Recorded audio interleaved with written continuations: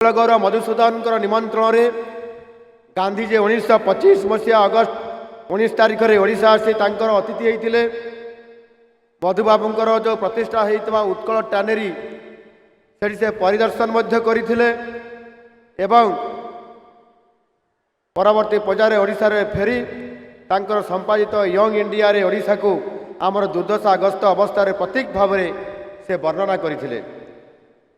गांधीजी लिखिथिले ओडिशार निजर उज्जवल इतिहास अच्छी सेठार विशाल मंदिर मान अच्छी सेठी महाप्रभु जगन्नाथ एवं सेठी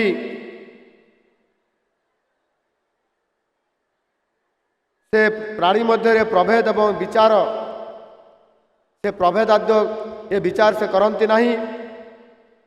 1927 मसीहा डिसेम्बर मसरे एवं 1928 मसीह गांधीजी पुनर्बार आउथरे ओडिशा को आसीथिले किंतु ये जेते थर गांधीजी ओडिशा को आसीथिले ता भितरु से जो पंचम थर ओडिशा को आसीथिले 1934 मसीह ये ओडिशा गस्त थिला गांधीजी एक उल्लेखयोग्य एवं घटना बहुल तांकर ए गस्त। मई मास 5 तारिख में पहुँची मई 16 तारिख में ओडिशा छाड़ी किंतु पुणी 21 तारिख में आसी जून 8 तारिख जाए ओडिशार पुणी आउथरे विभिन्न स्थान को से भ्रमण करथिले। मई 8 तारिख दिन पुरीर उत्कलमणि पंडित गोपबंधुंकर प्रतिमूर्ति अनावरण करी गोपबंधु को श्रद्धांजलि देइथिले। गांधीजींकर यही दीर्घ गस्त को विशेष भाव में हरिजन यात्रा बोली कहा जाउथला। हरिजन पदयात्रा समाज रे दलित पतित निष्पेषित और अवहेलित लोक किभली भाव में सामाजिक न्याय एवं जातिप्रथा विरुद्ध रे व्यापक भाव में जनसचेतनता तैयारी करा जाई परिबो। आउ सेथिपाई लोक माननकु जागृत करिबा पाई गांधीजींकर ये गस्त थिला एक अविस्मरणीय रहिबो। 1934 मसीहा मई 15 तारिख संध्या 5:30 बेले गांधीजी बालीअंता छाड़िले एवं संध्या 7टा बेले तेलंगा पेठरे पहुँचिले। आज जो पवित्र महात्मा गांधी स्मृतिपीठ गांधी स्मृतिपीठ तेलंगा पेठ हिसाब से आज सारा ओडिशार ये इतिहास रे आज स्वर्ण अक्षर लिपिबद्ध होइछे पवित्र स्थान तेलंगा पेठ। एटी आसी से संध्या 5टा बेले 1934 मसीहा मई मास 15 तारिख में पहुँची थे। से तेलंगा पीठ आज अति पवित्र हिसाब से आज स्थान पाई बाट सचेतनता तैयारी करा जाई परिबो। आ 1921 मसीहा मार्च रे असाधारण आदर्श सरस्वती बाबा मुक्तेश्वर को अभिनंदन जनाई परिवेश प्रेमी श्री निरंजन भोई को आज एक पवित्र दिन गांधी जयंतीर शुभअवसर रे आज आम सरकार तरफ ये पवित्र स्थान गांधी स्मृतिपीठ तेलंगा पेंठर ये पवित्र स्थान रे आज गांधी जयंतीर शुभअवसर रे आज ये मंचासीन थिबा मान्यवर सांसद कटक श्री भर्तुहरी महता महोदय, मान्यवर विधायक कटक सदर प्रकाश चंद्र सेठी महोदय, मान्यवर विधायक बड़म्बा नरसिंहपुर श्री विजय कुमार दल बेहेरा महोदय, मान्यवर विधायक चौद्वार कटक श्रीयुक्त सौभिक विश्वाल महोदय, एटी उपस्थित थिबा आमर कॉर्पोरेटर ममता महांती महोदया,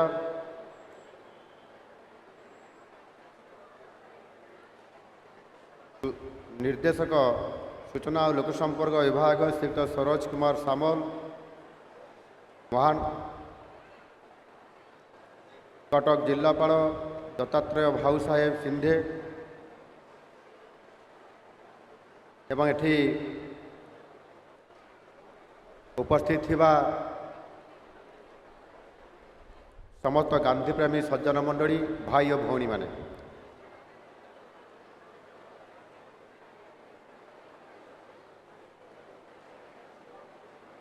आज ये पवित्र गांधी जयंती महात्मा गांधी 155तम जन्म जयंती शुभ अवसर एठी जेते उपस्थित हुआ समस्त मातृशक्ति माँ भौणी मान को समस्त को पुनर्बार आउ थे मु आपण मान को शुभेच्छा अभिनंदन जनाऊँ। आज जातिर जनक महात्मा गांधी को मोर भक्तिपूत श्रद्धांजलि अर्पण करुछि। गांधीजी होउचंती समग्र मानव जातिर संपद, समग्र विश्वर आदर्श, सारा पृथ्वी रे से अग्रगण्य सामर्थ्य पुरुष। तांको प्रणाम करी और श्रद्धांजलि जनाई आमे समस्त निजको परिशोध करिवार आवश्यकता रही। भीतर बाहर शुद्धता ही गांधीजी पाखरु मिली थाए। मोहनदास करमचंद गांधी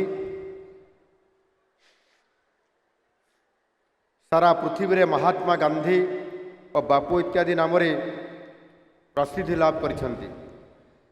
सारा विश्वर प्रसिद्ध व्यक्तित्व मध्य गांधी महात्मा अतुलनीय।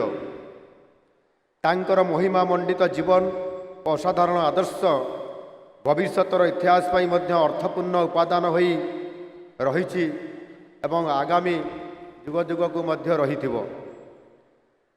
मनीष समाज और शासन को नहीं जेते विषय प्रसंग रही से सबू को नहीं महात्मा गांधी तांकर विभिन्न समय रे से मतव्यक्त करिसेंती। ता उपरे सेथिरे अछि गभीर अनुभूति, प्रत्यक्ष उपलब्धि और गभीर चिंतनर भाषा। तेणु गांधीजी होउचंती आम समयर अन्यतम श्रेष्ठ चिंतानायक। दक्षिण आफ्रिकार असहयोग और अहिंसार परीक्षा निरीक्षा आरंभ करी से जिते बड़े सेठी दक्षिण आफ्रिका को एक स्वाधीनता देवार एक सफल कार्यक्रम करी से भारत को फेरी थिले एवं परवर्ती समय रे आम भारत वर्षर जो चली स्वाधीनता संग्राम रे नेतृत्व नहीं सुदीर्घ लंबा समय ये स्वाधीनता संग्राम संघर्ष रे नेतृत्व से भारत वर्षर नहीं थिले एवं तांकरी नेतृत्व रे स्वाधीनता संग्राम ये संघर्ष रे आमे समस्ते जानिछंती 1947 मसीहा अगस्ट मास 15 तारिख रे भारत स्वाधीनता लाभ करथिला। गांधीजी आदर्शर मूल कथा गुड़िक होउची सत्य, शांति, अहिंसा और विश्व दृष्टिकोण। सेथिपाई तांको आदर्श और विचारर प्रासंगिकता आज मध्य एहा समतंकर विभिन्न चिंता एवं आदर्श रे ताहा प्रतिफलित होता है। समग्र पृथ्वी रे आज अनेक देश रे गांधीवाद प्रयोग बल राजनीतिक और सामाजिक परिवर्तन अनेक समय एवं आज मध्य आंदोलन होउछि। गांधीजी दक्षिण आफ्रिका छाड़िबार बहु वर्ष परे तांकर आदर्श को अनुकरण करी आंदोलन सफल होता एवं दक्षिण आफ्रिका स्वाधीनता लाभ करिथिला। हृदय परिवर्तन थिला गांधीजी उद्देश्य। गांधीजी पाखरे मनुष्यत्व दिवत्व एकाकार होइथिला। ओडिशा सहित गांधीजी तात्पर्यपूर्ण संपर्क थिला। अरट, खदी, दारिद्र्य, मौलिक शिक्षा ସ୍ୱଦେଶୀ ଶିଳ୍ପ ଗୋରକ୍ଷା ଇତ୍ୟାଦି ବାବଦରେ ସେ ଓଡ଼ିଶାକୁ ଏକ ଅନୁଭବ ଓ ବିଚାରର ପ୍ରୟୋଗଶାଳା ଭାବରେ ଏଠି ଗ୍ରହଣ କରିଥିଲେ। ତାଙ୍କର ଚିନ୍ତନ ଓ ଜୀବନଧାରାର ଓଡ଼ିଶା ବହୁ ମାତ୍ରାରେ ପ୍ରଭାବିତ ହୋଇଥିଲା। ଗାନ୍ଧୀଜୀ ଆମ ଓଡ଼ିଶାକୁ ବହୁତ ଭଲ ପାଉଥିଲେ ଏବଂ ସେ ଓଡ଼ିଶାକୁ ବାରମ୍ବାର ମଧ୍ୟ ଆସୁଥିଲେ।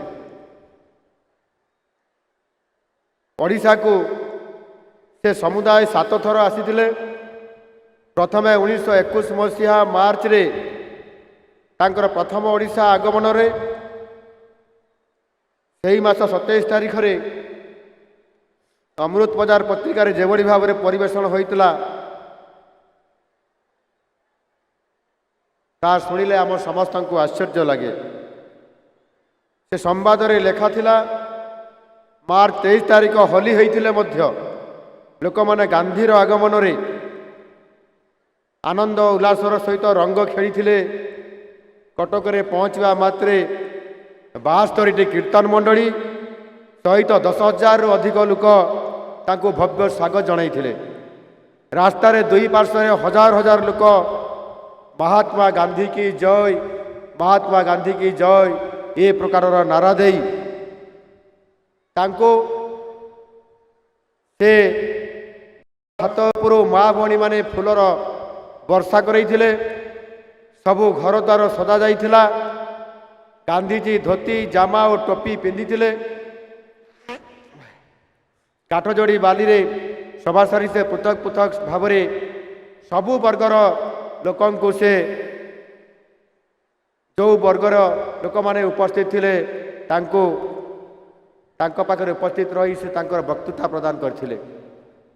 ଉତ୍କଳ ଗୌର ମଧୁସୂଦନଙ୍କର ନିମନ୍ତ୍ରଣରେ ଗାନ୍ଧୀଜୀ 1925 ମସିହା ଅଗଷ୍ଟ 19 ତାରିଖରେ ଓଡ଼ିଶା ଆସି ତାଙ୍କର ଅତିଥି ହୋଇଥିଲେ।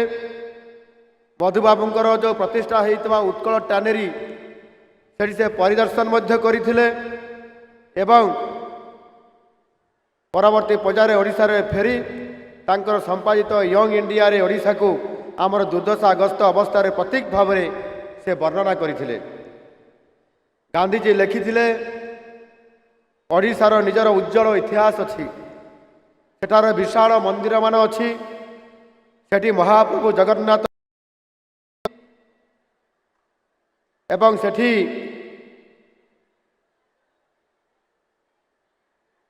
ସେ ପ୍ରାଣୀ ମଧ୍ୟରେ ପ୍ରଭେଦ ଏବଂ ବିଚାର, ସେ ପ୍ରଭେଦାଦ୍ୟ ଏ ବିଚାର ସେ କରନ୍ତି ନାହିଁ।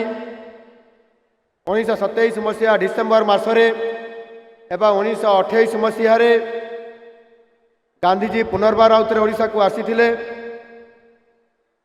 କିନ୍ତୁ ଏ ଯେତେ ଥର ଗାନ୍ଧୀଜୀ ଓଡ଼ିଶାକୁ ଆସିଥିଲେ ତା ଭିତରୁ ସେ ଯେଉଁ ପଞ୍ଚମ ଥର ଓଡ଼ିଶାକୁ ଆସିଥିଲେ 1934 ମସିହାରେ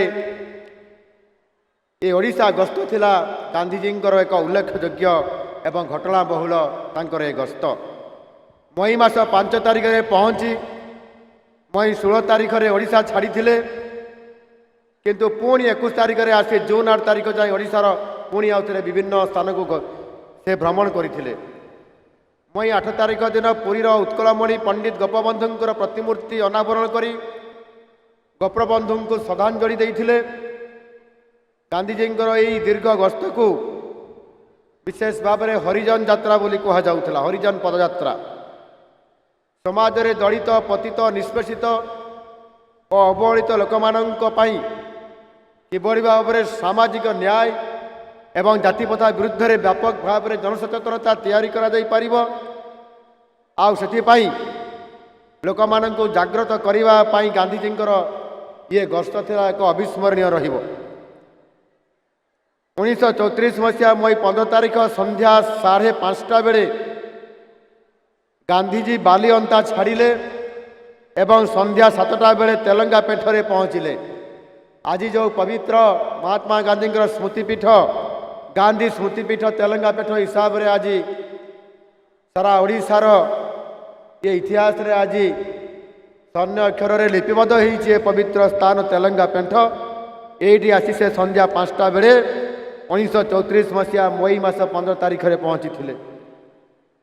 ସେଥିପାଇଁ ତେଲଙ୍ଗା ପୀଠ ଆଜି ଅତି ପବିତ୍ର ହିସାବରେ ଆଜି ସ୍ଥାନ ପାଇଛି। ବାଟ ସାରା ଗାନ୍ଧିଜୀଙ୍କର ପଛେ ପଛେ ପ୍ରାୟ 2000 ଲୋକ ଗାନ୍ଧିଜୀ କି ଜୟ ଏ ଧ୍ୱନି ଦେଇକରି ଏହି ପବିତ୍ର ସ୍ଥାନ ତେଲଙ୍ଗା ପୀଠକୁ ଆଣିଥିଲେ। ଆଉ ସେଇଥିପାଇଁ ଆଜି ନୂଆ ସରକାର ଯେତେବେଳେ ଆସିଲେ ଏବଂ ଗାନ୍ଧୀ ଜୟନ୍ତୀ ପାଳନ କରିବାର ଅବସର ଯେତେବେଳେ ଆସିଲା ଏବଂ ମୋତେ ମଧ୍ୟ ସୁଯୋଗ ମିଳିଲା ଏ ପବିତ୍ର ସ୍ଥାନ ତେଲଙ୍ଗା ପେଣ୍ଠ ଯେଉଁଠି ନିଜେ ମହାତ୍ମା ଗାନ୍ଧୀ ଆସିକି ଏଠି ଗୋଟିଏ ରାତି ମଧ୍ୟ ରାତ୍ରି ଯାପନ କରିଥିଲେ ଆପଣଙ୍କର ଏହି ପାଖରେ ଥିବା ବଟବୃକ୍ଷ ବା ବରଗଛ ମୂଳରେ। ଏ ନିଶ୍ଚିତ ଭାବରେ ପବିତ୍ର ସ୍ଥାନ ଏବଂ ହୃଦୟସ୍ପର୍ଶୀ। ଏଠି ତାଙ୍କର ରହିବାର ଏବଂ କାର୍ଯ୍ୟକ୍ରମ ଭିତରେ ଆଉ ଗୋଟିଏ ହୃଦୟସ୍ପର୍ଶୀ ଏକ ଘଟଣା ଘଟିଥିଲା। ଜଣେ 80 ବର୍ଷର ବୃଦ୍ଧା ଗାନ୍ଧିଜୀକୁ ଆଲିଙ୍ଗନ କଲେ ଓ ନିଜ ହାତରେ ସୂତା କାଟି ବୁଣିଥିବା ଗୋଟିଏ ଖଦଡ଼ ଲୁଗା ଗାନ୍ଧିଜୀଙ୍କୁ ଉପହାର ଦେଇଥିଲେ। ମହାତ୍ମା ଗାନ୍ଧୀ ଅତ୍ୟନ୍ତ ଭାବରେ ଏ ଲୁଗା ପାଇ ଆନନ୍ଦିତ ହୋଇଥିଲେ ଏବଂ ସେ ଲୁଗାଟିକୁ ସେ ନିଲାମ କରାଇଥିଲେ ଏବଂ ଏ ନିଲାମ ହେବା ପରେ ଲୁଗାଟି ସେତେବେଳେ 1934 ମସିହାରେ 7 ଟଙ୍କାରେ ନିଲାମ ହୋଇଥିଲା। ଏ ଗୋଟେ ବିରାଟ ଐତିହାସିକ ଘଟଣା ଏବଂ ପ୍ରାର୍ଥନା ପରେ ଗାନ୍ଧିଜୀ ଉଦ୍ବୋଧନ ଦେଇଥିବା ଗୋଟାଏ ସଭାରେ ବିଭିନ୍ନ ଗ୍ରାମରୁ ପ୍ରାୟ 7000 ଲୋକ ଏକତ୍ରିତ ହୋଇଥିଲେ। ଅସ୍ପୃଶ୍ୟତା ନିବାରଣ ନିମନ୍ତେ ସମସ୍ତେ ଆନ୍ତରିକ ଭାବରେ କାର୍ଯ୍ୟ କରିବାକୁ ଗାନ୍ଧିଜୀ ଶ୍ରୋତାମାନଙ୍କୁ ନିବେଦନ କରିଥିଲେ। ଯଦି ଲୋକମାନେ ତାଙ୍କ କହିବା ମୁତାବକ କାର୍ଯ୍ୟ ନ କରିବେ କେବଳ ତାଙ୍କୁ ଦେଖିବା ପାଇଁ ବହୁ ସଂଖ୍ୟାରେ ଆସିଲେ ମଧ୍ୟ କିଛି ପ୍ରଭାବ ହେବ ନାହିଁ ବୋଲି ଏ କଥାକୁ ସେ ଦୋହରାଇଥିଲେ। ମୁଁ ଏହି ତେଲଙ୍ଗା ପୀଠର ମାଟି ଉପରେ ଛିଡ଼ା ହୋଇ ମୋର ବିନମ୍ର ପ୍ରଣାମ ଆଉଥରେ ଜଣାଉଛି। ଏ ମାଟିର ମହାତ୍ମାଙ୍କର ପାଦ ଧରି ପଡ଼ିଛି। ସେହି ପବିତ୍ର ମାଟି ଆଜି ଆମ ସମସ୍ତଙ୍କର ପାଇଁ ଅତି ପବିତ୍ର। ୟା ପରେ 1938 ମସିହାରେ ମାର୍ଚ୍ଚ ମାସ 25ରୁ 31 ତାରିଖ ପର୍ଯ୍ୟନ୍ତ ଗାନ୍ଧିଜୀ ଡେଲାଙ୍ଗର ବେରବୋଇଠାରେ ମଧ୍ୟ ଏକ ସମ୍ପୂର୍ଣ୍ଣ ଆଶ୍ରମ ଜୀବନଯାପନ କରିଥିଲେ। ସ୍ୱଦେଶୀ ମୌଳିକ ଶିକ୍ଷା, ଖଦୀ ଏବଂ ତାହା ସହିତ ଅସ୍ପୃଶ୍ୟତା ନିବାରଣ ଉପରେ ସେ ଉଦ୍ବୋଧନ ଦେଇଥିଲେ। 1986 ମସିହାରେ ଏ ଅଞ୍ଚଳ ଦେଇକରି କଲିକତାରୁ ମାନ୍ଦ୍ରାଜ ଫେରିବା ସମୟରେ ମଧ୍ୟ ସେ ଓଡ଼ିଶା ଦେଇ ଏ ଅଞ୍ଚଳ ଗସ୍ତ କରିକି ସେ ବାରମ୍ବାର ଏ ଅଞ୍ଚଳକୁ ଅତି ଗୁରୁତ୍ୱ ପ୍ରଦାନ କରିଥିଲେ। ଓଡ଼ିଶାକୁ ଅତ୍ୟଧିକ ଭଲ ପାଉଥିବା କାରଣରୁ ଗାନ୍ଧିଜୀ ଏକାଥର ଓଡ଼ିଶାକୁ ଯେଉଁ ଆସିଥିଲେ ସେ କେବଳ ଆମକୁ ଭଲ ପାଉନଥିଲେ, ଓଡ଼ିଶା ତାଙ୍କର ହୃଦୟ ମନକୁ ଆଲୋଡ଼ିତ କରିଥିଲା। ଗାନ୍ଧିଜୀଙ୍କର ଗୋଟିଏ ସ୍ମରଣୀୟ ବାକ୍ୟ ଥିଲା, ଓଡ଼ିଶା ହେଉଛି ମୋର ପ୍ରେମର ଭୂମି। ଏ କଥା ମହାତ୍ମା ଗାନ୍ଧୀ ସ୍ପଷ୍ଟ ଭାବରେ କହିଥିଲେ।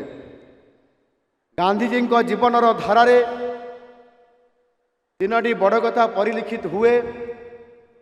ସେଗୁଡ଼ିକ ହେଲା ପ୍ରାର୍ଥନା, ଅନଶନ ଓ ଅନୁତାପ। ମୋର ଧାରଣା ଜୀବନ ଧାରାକୁ ଆଦର୍ଶର ଗନ୍ତାଘରରେ ପରିଣତ କରିବାକୁ ହେଲେ ଏହି 3ଟିରୁ ଅଧିକ କିଛି ଲୋଡ଼ା ନାହିଁ। ପୃଥିବୀରେ ବହୁ ବଡ଼ ବଡ଼ ଲେଖକ, ରାଜନେତା, ବୈଜ୍ଞାନିକ, ଚିନ୍ତାନାୟକ ଇତ୍ୟାଦି ଗାନ୍ଧିଜୀଙ୍କ ସମ୍ପର୍କରେ ଚମକପ୍ରଦ ଓ ବିସ୍ମୟକର ମନ୍ତବ୍ୟମାନ ଦେଇଛନ୍ତି। ସେସବୁକୁ ଶୁଣିଲେ ଆଜିର ଛାତ୍ରଛାତ୍ରୀମାନେ ଗାନ୍ଧିଜୀଙ୍କ ଜୀବନର ଆଦର୍ଶରେ ନିଜର ଜୀବନକୁ ମଧ୍ୟ ବିଶ୍ୱାସ କରିପାରିବେ ନାହିଁ ଯେ ଏଭଳି କଥା ତାଙ୍କ ଉପରେ ଅନେକ ମହାପୁରୁଷମାନେ, ବଡ଼ ଲୋକମାନେ କହିଥିଲେ। ଜଣେ ପ୍ରସିଦ୍ଧ ଲେଖକ ଲୁଇ ଫିସରଙ୍କର ମନ୍ତବ୍ୟଟିଏ ଏଠାରେ ଉଦ୍ଧାର କରିବାକୁ ମୁଁ ଉଚିତ ମନେ କରୁଛି। ଫିସର ମନ୍ତବ୍ୟ ଦେଇଥିଲେ, ଗାନ୍ଧିଜୀଙ୍କର ଜୀବନୀ ବଡ଼ କଥା ନୁହେଁ, ବଡ଼ କଥା ତାଙ୍କର ଜୀବନ। ଆମେ ଇତିହାସରେ ତାଙ୍କ ଭଳି ଜଣେ ଅଦ୍ଭୁତ ବ୍ୟକ୍ତିତ୍ୱଙ୍କୁ ଆଖିରେ ଦେଖିଲୁ ଯାହାଙ୍କର ଜୀବନ ବହୁ ଉର୍ଦ୍ଧ୍ୱକୁ ଉଠି ଯାଇଥିଲା। ସେ ଏପରି ଜଣେ ଲୋକ ଯାହାଙ୍କଠାରେ ସକଳ ମୂଲ୍ୟାୟନ, ସକଳ ଯୁକ୍ତିତର୍କ ପରାଜୟ ଲାଭ କରି ହିଁ ବିଜୟର ଆନନ୍ଦ ଲାଭ କରୁଥିଲା। କାରଣ ସେହି ପରାଜୟ ହିଁ ସ୍ୱୀକାର କରୁଥିଲା ମନୁଷ୍ୟ ସକଳ ସିଦ୍ଧି ଉପରେ ବିଶୁଦ୍ଧ ମହାନ ମାନବିକତାର ବିଜୟକୁ ମନୁଷ୍ୟ ନାମକ ପ୍ରାଣୀ ମହାନତା ଓ ବିଶୁଦ୍ଧତାର କେତେ ଉପରକୁ ଉଠିପାରେ ଗାନ୍ଧିଜୀ ଥିଲେ ତାର ପ୍ରତ୍ୟକ୍ଷ ପ୍ରମାଣ। ଗାନ୍ଧିଜୀଙ୍କର ଜୀବନ ତ୍ୟାଗ ଓ ତପସ୍ୟା ତାକୁ ମହାନ ବରେଣ୍ୟ କରି ଗଢ଼ି ତୋଳିଥିଲା। ସତ୍ୟ ସରଳତା ଓ ଅହିଂସା ହିଁ ତାଙ୍କ ଜୀବନର ଅସାଧାରଣ ସ୍ୱର୍ଣ୍ଣସୂତ୍ର ଥିଲା। ସେହି ସ୍ୱର୍ଣ୍ଣସୂତ୍ର ବ୍ୟବହାର କରି ସେ ଯେକୌଣସି ବ୍ୟକ୍ତିଗତ ରାଷ୍ଟ୍ରୀୟ ଓ ସାମାଜିକ ଜୀବନର ମହାନ ଆଦରଣୀୟ ହୋଇପାରିବେ ଏ କଥା ମହାତ୍ମା ଗାନ୍ଧୀ ନିଜେ ତାକୁ ପ୍ରମାଣିତ କରି ସାରିଛନ୍ତି। ଗାନ୍ଧିଜୀ ଥିଲେ ଅଲୌକିକ ସାହସର ପରମ୍ପରା। ସତ୍ୟ ଥିଲା ତାଙ୍କର ସନ୍ଦେଶ, ପ୍ରେମ ଥିଲା ତାଙ୍କର ଅସ୍ତ୍ର। ତାଙ୍କର ଜୀବନ ଭାରତୀୟ ଓ ବିଶ୍ୱ ଇତିହାସରେ ଥିଲା ଅନନ୍ୟ ଓ କୀର୍ତ୍ତିସ୍ତମ୍ଭ। ସତ୍ୟ ଅହିଂସା ଓ ଅସହଯୋଗ ବଳରେ ଜୀବନର ସବୁ ପ୍ରତିକୂଳ ପରିସ୍ଥିତିର ଆହ୍ୱାନକୁ ସାମ୍ନା କରି ଗାନ୍ଧିଜୀ ପ୍ରମାଣ କରିଛନ୍ତି ଯେ ଏସବୁ ବଳରେ ସଫଳତା ସମ୍ଭବ ହୋଇପାରିବ। ତାଙ୍କର ଜୀବନ କାହାଣୀ ହେଉଛି ସତ୍ୟ ସହିତ ନିରନ୍ତର ପରୀକ୍ଷା। ଆଜି ଗାନ୍ଧୀବାଦୀ ସାରା ପୃଥିବୀରେ ପ୍ରାସଙ୍ଗିକ ଓ ତାଙ୍କର ଉପକାରୀ ସାବ୍ୟସ୍ତ ହୋଇଛି। ସାରା ବିଶ୍ୱରେ ଗାନ୍ଧୀ ଆଦର୍ଶ ବିଚାରଧାରାର ପ୍ରୟୋଗ କରାଯାଇ ଆନ୍ତର୍ଜାତିକ ସମସ୍ୟାର ସମାଧାନ ମାର୍ଗ ଆଜି ଖୋଜା ଚାଲିଛି। ଗାନ୍ଧିଜୀଙ୍କର ଗୋଟିଏ ସ୍ମରଣୀୟ ବାଣୀ ଉଦ୍ଧାର କରିବା ପାଇଁ ମୁଁ ଚାହୁଁଛି। ସେ କହିଥିଲେ, ତମେ ଦେଖିଥିବା ଦରିଦ୍ରତମ ଓ ଦୁର୍ବଳତମ ଲୋକଟିର ମୁହଁଟିକୁ ମନେ ପକାଅ ଏବଂ ନିଜକୁ ପଚାରି ତମେ ଯେଉଁ ପଦକ୍ଷେପ ନେବାକୁ ଚିନ୍ତା କରୁଛ ତାହା ସେହି ବ୍ୟକ୍ତିଟି ପାଇଁ କେତେ ଉପଯୋଗୀ। ସେ ଏହାଦ୍ୱାରା କିଛି ଲାଭ ପାଇବ କି? ଆଜି ଆମେ ସମାଜର ସର୍ବନିମ୍ନ ସ୍ତରରେ ଥିବା ଲୋକଟି ବିଷୟରେ ଚିନ୍ତା କରିବାର ବେଳ ଆସିଛି ଏବଂ ସେହି ଆଦର୍ଶ ଶବ୍ଦଟି ହେଉଛି ଅନ୍ତର୍ଦୟ। ଆଜି ଅନ୍ତର୍ଦୟର ଭାବନା ସମସ୍ତଙ୍କ ମନରେ ଜାଗ୍ରତ ହେଲେ ଆମ୍ଭେମାନେ ସେହି ଶେଷ ପାହାଚରେ ଥିବା ସମାଜର ସବୁଠାରୁ ଶେଷ ପାହାଚରେ ଥିବା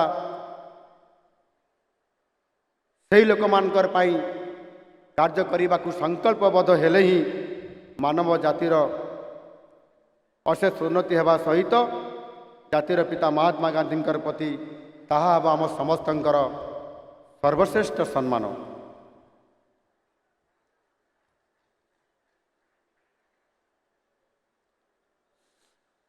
ସେ ସବୁବେଳେ ସ୍ୱଚ୍ଛତାକୁ ଗୁରୁତ୍ୱ ଦେଉଥିଲେ ଏବଂ ସେ ନିଜେ କହୁଥିଲେ ଯେ ଯେଉଁଠି ସ୍ୱଚ୍ଛତା ଥାଏ ସେଠି ଭଗବାନ ନିଜେ ବାସ କରନ୍ତି। ଆଉ ସ୍ୱାଧୀନତା ପରେ ଭାରତର ସ୍ୱଚ୍ଛତା ଉପରେ ଦୀର୍ଘ ଲମ୍ବା ସମୟ ଧରି କେବେ ବି ତା ଉପରେ ଗୁରୁତ୍ୱ ଦିଆଯାଇ ନଥିଲା। ଆମର ଯଶସ୍ୱୀ ପ୍ରଧାନମନ୍ତ୍ରୀ ନରେନ୍ଦ୍ର ମୋଦିଜୀ ଯେତେବେଳେ ଭାରତ ବର୍ଷର ଦାୟିତ୍ୱ ନେଲେ 2014 ମସିହାରେ ତାଙ୍କର ପ୍ରଥମ ବଡ଼ ଅଭିଯାନ ଥିଲା ସ୍ୱଚ୍ଛ ଭାରତ। ଏ ସ୍ୱଚ୍ଛ ଭାରତ ଅଭିଯାନକୁ ଆଜି 10 ବର୍ଷ ହୋଇଗଲାଣି। ଦେଶ ଆଜି ପୂର୍ବ ଅପେକ୍ଷା ଅଧିକ ଆଜି ସ୍ୱଚ୍ଛ ଦେଖାଯାଉଛି ଏବଂ ସୁନ୍ଦର ଦେଖାଯାଉଛି। ହଜାର ହଜାର ଗାଁର ଲକ୍ଷ ଲକ୍ଷ ଲୋକଙ୍କର ଘରେ ଆଜି ଟଏଲେଟ୍ ଆସିଛି। ସ୍ୱଚ୍ଛତା ଅଭିଯାନ ଆଜି ଦେଶରେ ଏକ ସଫଳ ଆନ୍ଦୋଳନରେ ପରିଣତ ହୋଇଛି। ପ୍ରକୃତରେ ଗାନ୍ଧିଜୀଙ୍କର ଏଇ ଯେଉଁ ପ୍ରକୃତ ଲକ୍ଷ୍ୟ ଥିଲା ଆଜି ମୋଦିଜୀ ତାକୁ ପୂରଣ କରିଛନ୍ତି। ଗାନ୍ଧିଜୀଙ୍କର ଆଉ ଏକ ସ୍ୱପ୍ନ ଥିଲା ସମାଜର ଶେଷ ଧାଡ଼ିରେ ଥିବା ଲୋକର ବିକାଶ ଓ କଲ୍ୟାଣ।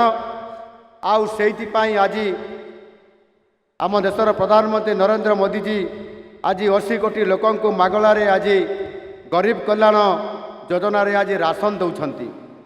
ଗାଁ ଗାଁରେ ପକ୍କା ସଡ଼କ, ପିଇବା ପାଣି, ବିଜୁଳି ଏପରିକି ଇଣ୍ଟରନେଟ୍ ସୁବିଧା ମଧ୍ୟ ମିଳିପାରୁଛି। ଗାନ୍ଧିଜୀ କହିଥିଲେ ଗାଁର ବିକାଶ ହେଲେ ଦେଶର ବିକାଶ ହୋଇପାରିବ। ଆଜି ମୋଦିଜୀ ନେତୃତ୍ୱରେ ଭାରତର ଗାଁ ଗୁଡ଼ିକ ଦେଶର ବିକାଶକୁ ଆଜି ଆଗେଇ ନେଉଛନ୍ତି ଏବଂ ସେ ଗାନ୍ଧିଜୀଙ୍କର ସ୍ୱପ୍ନକୁ ଆଜି ମୋଦିଜୀ ତାକୁ ଆଜି ପୁରା କରୁଛନ୍ତି।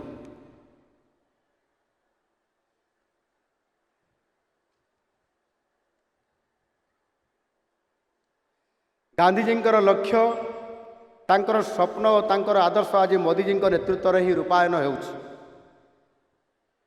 ଓଡ଼ିଶାରେ ଦୀର୍ଘ 24 ବର୍ଷ ପରେ ନୂଆ ସରକାର ଆସିଲା ପରେ ଆଜି ଲୋକଙ୍କୁ ଏବଂ ଲୋକଙ୍କର ବିକାଶକୁ ଗୁରୁତ୍ୱ ଦେବାର ଆଜି ଆମ ସରକାର ଆରମ୍ଭ କରିଛନ୍ତି। ଆମ ସରକାର ଆସିବାର ମାତ୍ର 4 ମାସ ମଧ୍ୟ ହୋଇନାହିଁ। ଏ ମଧ୍ୟରେ ବିଶେଷ କରିକି ମହିଳା ସଶକ୍ତିକରଣ କରିବା ପାଇଁ ଯାଇ ଆମ ସରକାର ସୁଭଦ୍ରା ନାମକ ସୁଭଦ୍ରା ଯୋଜନା ଆଜି ଆରମ୍ଭ କରିଛନ୍ତି ଏବଂ ଏ ଯୋଜନାରେ ମହିଳାମାନଙ୍କର ପ୍ରକୃତ ବିକାଶ ହେବ, ତାକୁ ସଶକ୍ତିକରଣ କରାଯିବ। ଆଉ ସେଇଥିପାଇଁ 1 କୋଟିରୁ ଅଧିକ ମହିଳାଙ୍କୁ ସୁଭଦ୍ରା ଯୋଜନାରେ ଆଜି ଆର୍ଥିକ ସହାୟତା ଦେବା ଏ କାର୍ଯ୍ୟକ୍ରମ ଆଜି ଆରମ୍ଭ କରିଛନ୍ତି। ଗାଁ ଗାଁରେ ଅନେକ ମହିଳା ଅଛନ୍ତି ଯେଉଁମାନଙ୍କ ହାତରେ ଟଙ୍କାଟିଏ ବି ନଥାଏ। ମୋର ଦୃଢ଼ ବିଶ୍ୱାସ ଏହି ଆର୍ଥିକ ସହାୟତା ସେମାନଙ୍କୁ ପରିବାରର ଓ ସମାଜର ସଶକ୍ତ କରି ଗଢ଼ି ତୋଳିବ। ଏ ନିଶ୍ଚିତ ଭାବରେ ସମ୍ଭବ ହୋଇପାରିବ। ଆଉ ସେଇଥିପାଇଁ ମହିଳାମାନଙ୍କୁ ଆଗରେ ରଖିବା ପାଇଁ, ତାଙ୍କୁ ସଶକ୍ତିକରଣ କରିବା ପାଇଁ ଯାଇ ଗତ ସେପ୍ଟେମ୍ବର ମାସ 17 ତାରିଖରେ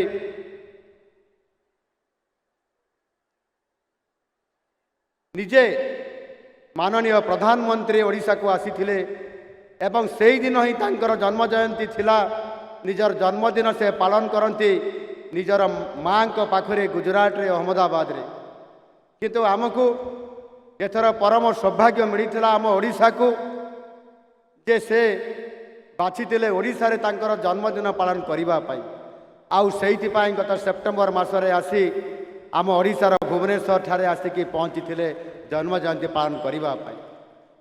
ଭୁବନେଶ୍ୱର ଉପକଣ୍ଠରେ ଥିବା ଯେଉଁ ଆମର ଗାଢ଼କଣ ଗ୍ରାମରେ ଏକ ଆଦିବାସୀ ଶବର ବସ୍ତିରେ ସେ ନିଜେ ସେଠି ପହଞ୍ଚିଲେ ଏବଂ ଏକ ଶବର ପରିବାରରେ, ସେ ପରିବାରର ଯିଏ ଥିଲେ ପରିବାରର ମୁଖିଆ ଏବଂ ସେଠି ତାଙ୍କର ଯିଏ ବୁଢ଼ୀ ମା ଥିଲେ, ସିଏ ତାଙ୍କୁ ନିଜର ମା ହିସାବରେ, ଆଦର୍ଶ ହିସାବରେ ଗ୍ରହଣ କଲେ। ଏବଂ ଯେତେବେଳେ ସେ ଅହମ୍ମଦାବାଦରେ ନିଜର ମାଙ୍କ ପାଖରେ ଜନ୍ମ ଜୟନ୍ତୀ ପାଳନ କରୁଥିଲେ, ସେ ଗୁଡ଼ ଖାଇ ସେଠି ଜନ୍ମ ଜୟନ୍ତୀ ପାଳନ କରୁଥିଲେ। କିନ୍ତୁ ଓଡ଼ିଶାକୁ ଆସି ଏକ ଗରିବ ଆଦିବାସୀ ଶବର ମା ହାତରୁ ସେ କ୍ଷୀରି ଖାଇ ସେ ତାଙ୍କର ଜନ୍ମ ଜୟନ୍ତୀ ପାଳନ କଲେ। ଏ ନିଶ୍ଚିତ ଭାବରେ ଜଣାପଡ଼େ ସେ କିଭଳି ଭାବରେ ଆଜି ମୋଦି ମଧ୍ୟ ଆମ ଓଡ଼ିଶାକୁ କିଭଳି ଭାବରେ ଭଲ ପାଉଛନ୍ତି। ଖାଲି କ୍ଷୀରି ଖାଇଲେ ନାହିଁ, ସେଠି ଯେତେ ଉପସ୍ଥିତ ଲୋକମାନେ ଥିଲେ, ମହିଳାମାନେ ଥିଲେ, ତାଙ୍କ ସହିତ ଚର୍ଚ୍ଚା କଲେ, ଆଲୋଚନା କରିଲେ, କ'ଣ କରୁଛନ୍ତି ଆପଣମାନେ ବୋଲି ପଚାରିଲେ ଏବଂ କ'ଣ କରାଯିବ ବୋଲି ସେ ନିଜେ ତାଙ୍କଠାରୁ ପରାମର୍ଶ ନେଲେ ଏବଂ ଦେଲେ ମଧ୍ୟ। ଏବଂ ତାଙ୍କ ପାଖରୁ ଚା ପିଇଲେ, ଆମର ମିଲେଟ୍ର ବିସ୍କୁଟ ଖାଇଲେ, ପିଠା ଖାଇଲେ ଏବଂ 45 ମିନିଟ୍ ଧରିକରି ସେ ଏ ଭୁବନେଶ୍ୱରରେ ସେ ଗାଢ଼କଣ ଗ୍ରାମରେ ସେ ବିତେଇଥିଲେ। ଏଣୁ ସେଠି ସେ ଦେଖିଲେ ଯେ ଲୋକମାନଙ୍କର ଆର୍ଥିକ ସ୍ଥିତି କିଭଳି ଭାବରେ ପରିବର୍ତ୍ତନ ହେଉଛି କି ନାହିଁ। ଲୋକମାନଙ୍କର ଘର ନାହିଁ, ସେଥିପାଇଁ ପ୍ରଧାନମନ୍ତ୍ରୀ ଆବାସ ଯୋଜନାରେ ଘର ଦେବା ପାଇଁ ସେ ସେଠି ନିଷ୍ପତ୍ତି ନେଲେ ଏବଂ ଆହୁରି ଅଧିକ ପାଖାପାଖି ଲକ୍ଷ ଲକ୍ଷ ଅର୍ଥାତ୍ ଆହୁରି 15 ଲକ୍ଷରୁ ଅଧିକ ଘର ଏ ଓଡ଼ିଶାକୁ କିଭଳି ଭାବରେ ଆସିବ ତାହାରି ଉପରେ ସେ ପ୍ରତିଶ୍ରୁତି ମଧ୍ୟ ଦେଲେ ଏବଂ ଗୋଟିଏ ପ୍ରଧାନମନ୍ତ୍ରୀ ଘରକୁ ମଧ୍ୟ ସେଠି ଉଦ୍ଘାଟନ କଲେ। ଇଏ ନିଶ୍ଚିତ ଭାବରେ ଓଡ଼ିଶାରେ ପ୍ରତି ଗାଁରେ କିଭଳି ଭାବରେ ଲୋକଙ୍କର ମୌଳିକ ସମସ୍ୟାର ସମାଧାନ ହେବ। ପିଇବା ପାଣି ପାଇପ୍ ଯୋଗେ କେମିତି ପହଞ୍ଚି ପାରିବ, ପାଇଖାନା ଘରଟେ କେମିତି ହେବ, ବିଜୁଳି କେମିତି ଗାଁକୁ ପହଞ୍ଚି ପାରିବ, ଲୋକମାନଙ୍କର କାମକୁ ପାଖକୁ କେମିତି କାମ ପହଞ୍ଚି ପାରିବ, ଏହାକୁ ସେ ନିଜେ ସେହି ଲୋକମାନଙ୍କୁ ପଚାରିବା ପରବର୍ତ୍ତୀ ପର୍ଯ୍ୟାୟରେ ଯେତେବେଳେ ସୁଭଦ୍ରା ଯୋଜନାକୁ ଲଞ୍ଚିଂ ଏ କଥାକୁ ମଧ୍ୟ ସେ ଉଲ୍ଲେଖ କରିଲେ ଏବଂ ଅନେକ ପ୍ରଧାନମନ୍ତ୍ରୀ ଆବାସ ଯୋଜନା ଘର ଉଦ୍ଘାଟନ କରିବା ସହିତ ନୂଆ ଭାବରେ ପୁଣି ଯେଉଁମାନେ ଘର ପାଇନାହାନ୍ତି ଯୋଗ୍ୟ ହିତାଧିକାରୀ ଚୟନ କରିବା ପାଇଁ ମଧ୍ୟ ଆପଣଙ୍କର ଆବାସ ପ୍ଲସ୍ 2024 ପାଇଁ ଆଉ ଥରେ ଏକ ପୋର୍ଟାଲ ସେ शुभ उद्घाटन करले, पोर्टाल खोलिले, जो कि जो लोक माने घर पाइबा पाई योग्य अछंती किंतु तांकर नाम पंजीकृत हो पारि नाही, सेमानकु मध्य तांकर नाम को पंजीकृत करिया पाई जो पोर्टाल खोलिछंती। आज गाँर विकास, गाँर लोक मानकर आर्थिक विकास एवं सेमाने किभଳି भाबरे घरटीए पाइबे ଛାତ ଘରଟିଏ ଏ କଥାକୁ ଚିନ୍ତା କରିକି ମଧ୍ୟ ଏ ଓଡ଼ିଶାକୁ ଆସି ସେ ଏଠି ଆମକୁ ଦେବାର ଯୋଜନା କରିଛନ୍ତି। ଆଉ ସେଇଥିପାଇଁ ଇଏ ସବୁ ସ୍ୱପ୍ନ ଥିଲା ମହାତ୍ମା ଗାନ୍ଧୀଙ୍କର, କିଭଳି ଭାବରେ ଗୋଟେ ଗାଁର ବିକାଶ ହେବ, ଗାଁର ବିକାଶରେ ଦେଶର ବିକାଶ ହେବ ଯେ କଥା କହିଥିଲେ, ତାକୁ ଆଜି ଆମର ଯଶସ୍ୱୀ ପ୍ରଧାନମନ୍ତ୍ରୀ ଅକ୍ଷରେ ଅକ୍ଷରେ ତାକୁ ଆଜି ପାଳନ କରୁଛନ୍ତି।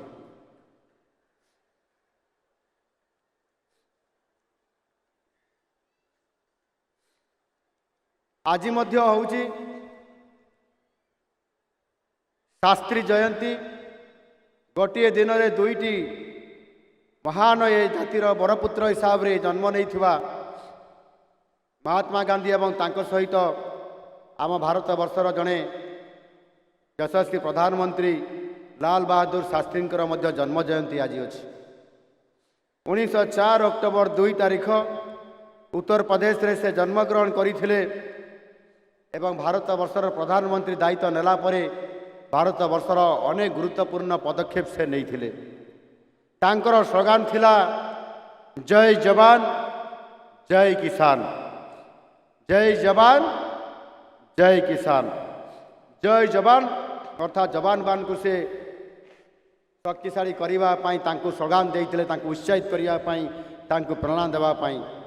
ଆଉ ତାଙ୍କରି ପ୍ରେରଣାରେ ତାଙ୍କର ଉତ୍ସାହିତ ଡାକରାରେ ଯବାନମାନେ ଆଜି ପୃଥିବୀର ସବୁଠାରୁ ଶକ୍ତିଶାଳୀ ଯବାନ ହିସାବରେ ଆଜି ପ୍ରମାଣିତ କରିସାରିଛନ୍ତି। ଅନେକ ଲଢ଼େଇରେ, ଅନେକ ସମୟରେ, ଅନେକ କଠିନ ପରୀକ୍ଷାର ସମ୍ମୁଖୀନ ହୋଇକି ତାକୁ ପ୍ରମାଣିତ କରିଛନ୍ତି। ଆଉ ସେଇଥିପାଇଁ ଆଜି ସେଇ ଜୟ ଯବାନର ଆହ୍ୱାନରେ ଆଜି ମଧ୍ୟ ଅଗ୍ନିବୀର ଏଭଳି ଏକ ଯୋଜନା ଏବଂ କାର୍ଯ୍ୟକ୍ରମ ରଖାଯାଇଛି। ଯେଉଁ ନୂଆ ଯୁବକମାନେ ଯେଉଁମାନେ ଦେଶ ସେବା କରିବା ପାଇଁ ଆନ୍ତରିକତାର ସହିତ ସେମାନେ ସାହସ ଦେଖାଇ ଆସୁଛନ୍ତି, ସେମାନଙ୍କୁ ଅଗ୍ନିବୀରରେ ଭର୍ତ୍ତି କରାଯାଉଛି ଏବଂ ସେମାନେ ଦେଶ ପାଇଁ କାମ କରିବା ପାଇଁ ଏବଂ ଦେଶ ରକ୍ଷା କରିବା ପାଇଁ କାମ କରିବା ପାଇଁ ଆଜି ବାହାରୁଛନ୍ତି। ଏବଂ ତା ସହିତ ମଧ୍ୟ ଜୟ କିଷାନ, ଏ ଜୟ କିଷାନର ଆହ୍ୱାନରେ ଆଜି ଆମ ଦେଶର ଯଶସ୍ୱୀ ପ୍ରଧାନମନ୍ତ୍ରୀଜୀ ଆଜି ଚାଷୀମାନଙ୍କର ପାଇଁ ପ୍ରଭୁତ୍ୱ ବିକାଶ କରିବା ପାଇଁ ଆଜି ଅନେକ ଯୋଜନା ଆଜି କାର୍ଯ୍ୟକ୍ରମକୁ ନେଇଛନ୍ତି। ଆଜି ସେଇଥିପାଇଁ ଚାଷୀମାନଙ୍କର ପ୍ରଭୁତ୍ୱ ଉନ୍ନତ, ତାଙ୍କର ଚାଷ ପ୍ରଣାଳୀକୁ ଡେଭଲପ୍ କରିବା ପାଇଁ PM କିଷାନ ଏକ ଯୋଜନା କରିଛନ୍ତି। ସେ PM କିଷାନ ଯୋଜନାରେ ଆମର ଚାଷୀ ଭାଇମାନେ ଗୋଟିଏ ବର୍ଷରେ 3ଟି କିସ୍ତିରେ, ଗୋଟିଏ କିସ୍ତିରେ 2000 କରି 6000 ଟଙ୍କା ଲେଖା ସରକାର, କେନ୍ଦ୍ର ସରକାର ପ୍ରଦାନ କରୁଛନ୍ତି। ଏବଂ ସେହି ଆଧାରରେ ରାଜ୍ୟ ସରକାର ମଧ୍ୟ PM କିଷାନ ଯୋଜନାରେ 2ଟି କିସ୍ତିରେ 46 ଲକ୍ଷ ଚାଷୀଙ୍କୁ 2000 କରି 4000 ଟଙ୍କା ପ୍ରଦାନ କରୁଛନ୍ତି। ଏଣୁ ଚାଷୀଙ୍କର ପାଇଁ 10,000 ଟଙ୍କା ପ୍ରତିବର୍ଷ ତାଙ୍କର ଚାଷର କିଭଳି ଭାବରେ ଅଧିକ ଉନ୍ନତି ହୋଇପାରିବ, ଚାଷ କ୍ଷେତ୍ର ଉନ୍ନତ ପ୍ରଣାଳୀରେ କେମିତି ସେଠି ଚାଷ କରିପାରିବେ, ଏହାକୁ ଆଧାର କରିକରି ଆଜି ସରକାରମାନେ ଆଜି ଏ ଯୋଜନା ଆଜି କରୁଛନ୍ତି। ଏବଂ ଆଉ ଗୋଟିଏ କଥା, ଚାଷୀଙ୍କର ବହୁ ସମୟରେ ପ୍ରାକୃତିକ ବିପର୍ଯ୍ୟୟ ଏବଂ ବିଭିନ୍ନ ପ୍ରକାରର ବନ୍ୟା, ବାତ୍ୟା, ମରୁଡ଼ି, ଗଜା ମରୁଡ଼ି ଏବଂ ବିଭିନ୍ନ ଚାଷ ସମୟରେ ଧାନରେ ଯେମିତି ଭାବରେ ପୋକ ଲାଗନ୍ତି, ତାଦ୍ୱାରା ଚାଷୀର ଅନେକ କ୍ଷତି ହୋଇଥାଏ। ଚାଷୀ ଆଉ ଲାଭ ପାଇପାରେ ନାହିଁ, ଚାଷୀ ଦୁଃଖରେ ଭାଙ୍ଗି ପଡ଼ିଥାଏ। ଆଉ ସେଥିପାଇଁ ଚାଷୀ ଯେଉଁ ଋଣ ଆଣିଥାଏ ତାକୁ ମଧ୍ୟ ସେ ଶୁଝିପାରେ ନାହିଁ। ଏବଂ ଆଜି ଦିନରେ ଯେତିକି ଚାଷର କ୍ଷତି ହେଉଛି ଏବଂ ଯେତିକି ଚାଷ କରିବାର ପ୍ରଣାଳୀରେ ଚାଷର ଉତ୍ପାଦନ ପର୍ଯ୍ୟନ୍ତ ଯେଉଁ ଖର୍ଚ୍ଚ ହୋଇଥାଏ ତାକୁ ମଧ୍ୟ ସେ ଭରଣା କରିପାରିନଥାଏ। ସେଇଥିପାଇଁ ଯେଉଁ କେନ୍ଦ୍ରର ଯେଉଁ ଧାନ ଯେତେବେଳେ କିଣା ହେଉଛି, ପ୍ୟାଡି ପ୍ରୋକ୍ୟୁରମେଣ୍ଟ ସମୟ ଆସିଲା ବେଳକୁ ଆଉ ସେ ସମୟରେ ଆମର କେନ୍ଦ୍ରରେ ଯେଉଁ ନିର୍ଦ୍ଧାରିତ ହୋଇଥିବା ଧାନର ସର୍ବନିମ୍ନ ସହାୟକ ମୂଲ୍ୟ MSP ସେତିକିରେ ଚାଷୀ ସନ୍ତୁଷ୍ଟ ହୋଇନଥାଏ। ବହୁ ସମୟରେ ଚାଷୀ ଦାବି କରିଥାଏ ଏତିକିରେ ଆମର ଚାଷର ଯେତିକି ଆମେ ଇନଭେଷ୍ଟମେଣ୍ଟ କରୁଛୁ, ସେଥିରେ ଅର୍ଥ ଆମେ ବିନିଯୋଗ କରୁଛୁ, ତାହାର ଲାଭ ଆମେ ପାଇପାରୁନାହୁଁ। ଏହାକୁ ଆଧାର କରିକି ଆଜି ଆମ ସରକାର ଆସିଲା ପରେ ଏବଂ ବିଶେଷ କରିକି ନିର୍ବାଚନ ପୂର୍ବରୁ ଯେତେବେଳେ ସରକାରଙ୍କର ପାଖରେ ନିର୍ବାଚନ ପୂର୍ବରୁ ଦାବି ରଖିଥିଲେ ଏବଂ ଘୋଷଣାପତ୍ରରେ ଆମ ଶୀର୍ଷ ନେତୃତ୍ୱ କହିଥିଲେ ଯେ ଯଦି ଆମ ସରକାର ଆମ ଦଳ ଯଦି ସରକାରକୁ ଆସିବ ତାହେଲେ ଆମେ ଚାଷୀର ଯେଉଁ ସର୍ବନିମ୍ନ ସହାୟକ ମୂଲ୍ୟ ଅଛି ତାକୁ ବଢ଼େଇ କରି ଆମେ 3100 ଟଙ୍କା ଆମେ ଦେବୁ। ଆଉ ଆପଣମାନେ ସମସ୍ତେ ସହଯୋଗର ହାତ ବଢ଼େଇଲେ, ନୂଆ ସରକାର ଆଣିଲେ ଏବଂ ନୂଆ ସରକାର ମଧ୍ୟ ତାଙ୍କର ପ୍ରତିଶ୍ରୁତି ପାଳନ କରିବା ପାଇଁ ଯାଇ ପ୍ରଥମ ଯେତେବେଳେ ସରକାର ଶପଥ ପାଠ କରିଲେ, ଶପଥ ପାଠ କରିବାର ସେଇ ପ୍ରଥମ ଦିନରେ ହିଁ କ୍ୟାବିନେଟ୍ରେ ଆମ ସରକାର ନିଷ୍ପତ୍ତି ନେଲେ ଚାଷୀଙ୍କୁ 3100 ଟଙ୍କା ଦେବା ପାଇଁ ଏବଂ ସେଥିରେ ଅନୁମୋଦନ ମଧ୍ୟ ତାହା ପାଇଛି। ଆଗାମୀ ଦିନରେ ଆପଣ ହିସାବ କରି ଦେଖନ୍ତୁ, ଆଜି ଚାଷୀ ଯେଉଁ କ୍ଷତି ସହୁଛି, ଗତ ପୂର୍ବ ସରକାର ମଧ୍ୟ କହିଥିଲେ ବୋନସ୍ ଦେବେ ବୋଲି, କିନ୍ତୁ ଦୁର୍ଭାଗ୍ୟଜନକ କଥା ଯେଉଁ 100 ଟଙ୍କା ବୋନସ୍ ଦେବେ କହିଥିଲେ ଗତ 8 ବର୍ଷ ପୂର୍ବରୁ ତାହା ଦେଇପାରିନଥିଲେ। କିନ୍ତୁ ଆମ ସରକାର ଆଜି କମିଟମେଣ୍ଟକୁ ପୁରା କରିବା ପାଇଁ ଯାଇ, ପ୍ରତିଶ୍ରୁତି ପାଳନ କରିବା ପାଇଁ ଯାଇ କୁଇଣ୍ଟାଲ ପ୍ରତି 800 ଟଙ୍କା ଦେବା ପାଇଁ ଯେଉଁ ଘୋଷଣା କରିଥିଲେ, ମ୍ୟାନିଫେଷ୍ଟୋରେ ରଖିଥିଲେ, ତାହା ଆଜି କ୍ୟାବିନେଟ୍ ଅନୁମୋଦନ ଲାଭ କରିଛି। ଯେତେବେଳେ ଖରିଫ ସିଜନ୍ ଆସିବ ସମସ୍ତ ଚାଷୀକୁ ପର କୁଇଣ୍ଟାଲରେ 800 ଟଙ୍କା ଲେଖା ଅଧିକ ଆପଣମାନଙ୍କୁ ଅର୍ଥ ବା ଆପଣଙ୍କର ଆର୍ଥିକ ସାହାଯ୍ୟ ଦିଆଯିବ। ଇଏ ଛୋଟିଆ କଥା ନୁହଁ। ସାରା ଭାରତ ବର୍ଷରେ ସବୁଠାରୁ ଅଧିକ ଚାଷୀମାନଙ୍କୁ ପ୍ରୋତ୍ସାହନ ଦେବା ପାଇଁ, ତାଙ୍କର କ୍ଷତିକୁ ଭରଣା କରିବା ପାଇଁ ଆଜି ଆମ ସରକାର ଏକ ଐତିହାସିକ ପଦକ୍ଷେପ ନେଇଛନ୍ତି। ତା ନିଶ୍ଚିତ ଭାବରେ ଚାଷୀ ଆଗାମୀ ଦିନରେ ଖୁସି ବ୍ୟକ୍ତ କରିବା ସହିତ ତାର କ୍ଷତିକୁ ଭରଣା କରିପାରିବ। ଏଣୁ ସେଭଳି ଆଜି ଏକ ଏ ପବିତ୍ର ଦିନରେ ଅକ୍ଟୋବର 2 ଯେଉଁଠି ମହାତ୍ମା ଗାନ୍ଧୀଙ୍କର 155ତମ ଜନ୍ମ ଜୟନ୍ତୀ ଏବଂ ଲାଲ ବାହାଦୁର ଶାସ୍ତ୍ରୀ ଭାରତବର୍ଷର ପୂର୍ବତନ ପ୍ରଧାନମନ୍ତ୍ରୀଙ୍କର ମଧ୍ୟ ଜନ୍ମ ଜୟନ୍ତୀ, ଏଭଳି ଏକ ଶୁଭ ମୁହୂର୍ତ୍ତରେ ନିଶ୍ଚିତ ଭାବରେ ଆଜି ମଧ୍ୟ ଆମ ଦେଶର ଯଶସ୍ୱୀ ପ୍ରଧାନମନ୍ତ୍ରୀଜୀ ବର୍ତ୍ତମାନ ଝାଡ଼ଖଣ୍ଡର ହଜାରିବାଗ ଠାରେ ମଧ୍ୟ ଆଜି ମହାତ୍ମା ଗାନ୍ଧୀଙ୍କର ଏବଂ ଶାସ୍ତ୍ରୀଜୀଙ୍କର ଜନ୍ମ ଜୟନ୍ତୀ ପାଳନ କରିବା ସହିତ ଆଜି ଭାରତବର୍ଷକୁ ବାର୍ତ୍ତା ଦେଉଛନ୍ତି ଏବଂ ସେ ମଧ୍ୟ ଆଜି ଗରିବ ଲୋକମାନଙ୍କର ପାଇଁ, ଆଦିବାସୀ ଲୋକମାନଙ୍କର ପାଇଁ, ଦଳିତ ଲୋକମାନଙ୍କର ପାଇଁ ଆଜି ତାଙ୍କର ପାଇଁ ବିଭିନ୍ନ ଯୋଜନା ଏବଂ ବିଭିନ୍ନ କାର୍ଯ୍ୟକ୍ରମ ହାତକୁ ନେଇ ଆଜି ସେ ସାରା ଦେଶକୁ ଆଜି ଉତ୍ସର୍ଗୀକୃତ, ତାଙ୍କର କାର୍ଯ୍ୟକ୍ରମରେ ଭାଗ ନେଇ ଆଜି ଅନେକ ଯୋଜନା ଉତ୍ସର୍ଗୀକୃତ କରୁଛନ୍ତି। ଆଉ ସେଇଥିପାଇଁ ମୁଁ ଆଜି କହିବା ପାଇଁ ଚାହେଁ, ସେ କାର୍ଯ୍ୟକ୍ରମ ଭିତରେ ସେ ଘୋଷଣା କରିସାରିଛନ୍ତି ଆଗାମୀ ଅକ୍ଟୋବର ମାସ 5 ତାରିଖରେ ମଧ୍ୟ PM କିଷାନର ଆଉ ଗୋଟିଏ କିସ୍ତି ସମସ୍ତ ଚାଷୀମାନଙ୍କୁ ସେ ପ୍ରଦାନ କରିବେ ଏବଂ ନିରନ୍ତର ଭାବରେ ଚାଷୀ ଏଥିରେ କିଭଳି ଭାବରେ ଉପକୃତ ହେବେ ତାହା ଆପଣମାନେ ଏ ସମସ୍ତ ତ୍ୱରାନ୍ୱିତ କାର୍ଯ୍ୟକ୍ରମକୁ ଆପଣମାନେ ଦେଖିପାରୁଛନ୍ତି। ସୁଭଦ୍ରା ଯୋଜନାର ଯେଉଁ ଲଞ୍ଚିଂ ହେଇଥିଲା ଏବଂ ଲଞ୍ଚିଂ ହେଇଥିଲା ତାର ପ୍ରଥମ ସୋପାନରେ 25 ଲକ୍ଷ ମହିଳାଙ୍କୁ 5000 କରି DBT ମାଧ୍ୟମରେ ତାଙ୍କୁ ଆର୍ଥିକ ସାହାଯ୍ୟ ପ୍ରଦାନ କରାଯାଇଥିଲା। ତାର ଦ୍ୱିତୀୟ ସୋପାନରେ ଆସନ୍ତା 9 ତାରିଖରେ ପବିତ୍ର ଦୁର୍ଗା ପୂଜାର ଆସରର ଶୁଭ ବର୍ଷରେ ମାଙ୍କର ଯେଉଁ ଷଷ୍ଠୀ ପୂଜା 9 ତାରିଖରେ ହେବା ପାଇଁ ଯାଉଛି, ମାଙ୍କର ଆବାହନ କାଳରେ ଏ ଦ୍ୱିତୀୟ ସୋପାନରେ ସୁଭଦ୍ରା ଯୋଜନାର ଆମେ ଆଉ ଗୋଟିଏ ଦିନ ଧାର୍ଯ୍ୟ କରିଛୁ। ପରବର୍ତ୍ତୀ ପର୍ଯ୍ୟାୟର 40 ଲକ୍ଷ ମହିଳାଙ୍କୁ 5000 କରିକି ସେମାନଙ୍କୁ ଏ ସୁଭଦ୍ରା ଯୋଜନାର ଆର୍ଥିକ ସହାୟତା DBT ମାଧ୍ୟମରେ ପ୍ରଦାନ କରାଯିବ ମୟୂରଭଞ୍ଜ ଜିଲ୍ଲାର ବାରିପଦାରେ। ଏଣୁ ନିଶ୍ଚିତ ଭାବରେ ଇଏ ସମସ୍ତ ଯୋଜନାକୁ କାର୍ଯ୍ୟକାରୀ କରିବା ପାଇଁ ଏବଂ ଏଭଳି ଏକ ଆମକୁ ଆଦର୍ଶରେ ଅନୁପ୍ରାଣିତ ହୋଇ ମହାତ୍ମା ଗାନ୍ଧୀ ଏବଂ ଲାଲ ବାହାଦୁର ଶାସ୍ତ୍ରୀଙ୍କର ତାଙ୍କର ଯେଉଁ ଉଦ୍ଦେଶ୍ୟ ଏବଂ ବିଚାରଧାରା ଥିଲା ତାକୁ କାର୍ଯ୍ୟକାରୀ କରିବା ପାଇଁ ଯାଇ ମଧ୍ୟ ଆଜି ଆମ ସରକାର ସମସ୍ତ କାର୍ଯ୍ୟକ୍ରମକୁ ହାତକୁ ନେଇ ଆଜି ଲୋକମାନଙ୍କୁ ଆଜି ବିଭିନ୍ନ ପ୍ରକାର ବିକାଶମୂଳକ କାମ କରିବା ସହିତ କଲ୍ୟାଣମୂଳକ ଯୋଜନାରେ, ସେବାମୂଳକ କାମ ଯୋଜନାରେ ଆଜି ଅନେକ କାର୍ଯ୍ୟକ୍ରମ ହାତକୁ ନେଉଛନ୍ତି। ଏଣୁ ମୁଁ ଆଜି ଆପଣମାନଙ୍କୁ ପରିଶେଷରେ ଏତିକି କହିବା ପାଇଁ ଚାହିଁବି, ଆଜି ଏ ତେଲଙ୍ଗା पेंठ एक पवित्र स्थान महात्मा गांधी ये अवस्थान करथिले एवं तांकर उद्देश्य एवं तांकर विभिन्न कार्यक्रम जोपाई कि से बारंबार आसीथिले आ से कार्यक्रम रे एठी सेते बेले आपनकर एक पांठी से गठन करथिले से पांठी रे सहयोग करिया पाई ये अंचल लोक मान को से निवेदन करथिले एवं एठी मध्य तेलंगा पेंठ अंचल रु आपनकर केते 25 टंका आउ केते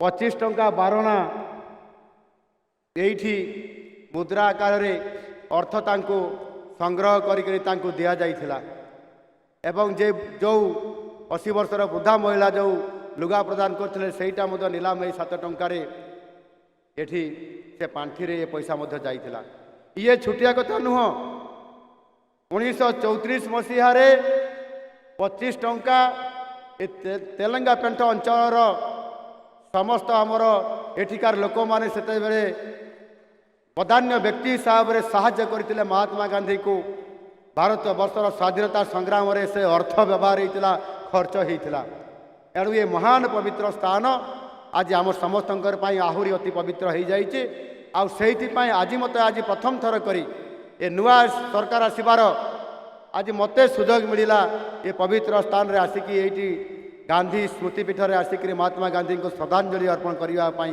निश्चित भाव में मु निजक बड़ परम सौभाग्य मन करुच्ची आज एभली एक शुभ अवसर रे आज आम समस्ते आज ये कार्यक्रम रे सामिल है आम आज ये खुशी मनाउछंती आनंदित अछंती एवं निश्चित भाव में मुझे समस्त को धन्यवाद दे आज मोर वक्तव्य को ये शेष करुच्ची।